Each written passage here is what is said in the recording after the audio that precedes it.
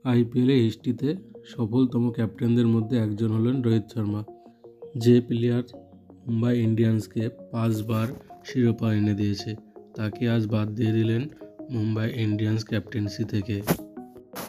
রোহিত শর্মাকে বাদ দিয়ে হার্দিক পান্ডিয়াকে নতুন ক্যাপ্টেন করলেন মুম্বাই ইন্ডিয়ান্সের মিতা আম্বানি। মুম্বাই ইন্ডিয়ান্সের ভেতরকার খবর শোনা যাচ্ছে যে এর পরের বার রোহিত শর্মা মুম্বাই ইন্ডিয়ান্স ছাড়তে পারে। এর পরের বছর মেগা অকশন আছে, সেখানে দল পরিবর্তন করতে চলেছে রোহিত শর্মা। মুম্বাই ইন্ডিয়ান্সের এরকম খারাপ সিদ্ধান্ত নেওয়ার ফলে মুম্বাই ইন্ডিয়ান্সের প্লেয়ার এবং মুম্বাই ইন্ডিয়ান্সের ফ্যান অনেক ক্ষোভ প্রকাশ করতে চলেছে মুম্বাই ইন্ডিয়ান্সের উপরে।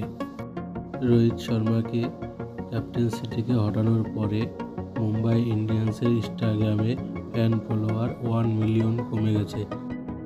শুধু ফ্যান না, সূর্য কুমার যাদবও তার ইনস্টাগ্রামে হার্ট ব্রোকেন স্ট্যাটাস সেন্ড করেছে।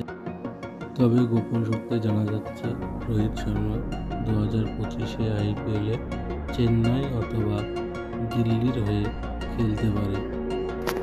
তবে সব থেকে চেন্নাইয়ের হয়ে খেলার চান্সটাই বেশি, কারণ এর পরের বছর হয়তো মহেন্দ্র সিং ধোনি আর খেলবেন না। 2024 আইপিএলই ধোনির লাস্ট আইপিএল হতে পারে, আর সেই জায়গায় চেন্নাইকে খুব একটা ভালো ক্যাপ্টেন দরকার। রোহিত শর্মা খুব ভালো আইপিএল ক্যাপ্টেন্সি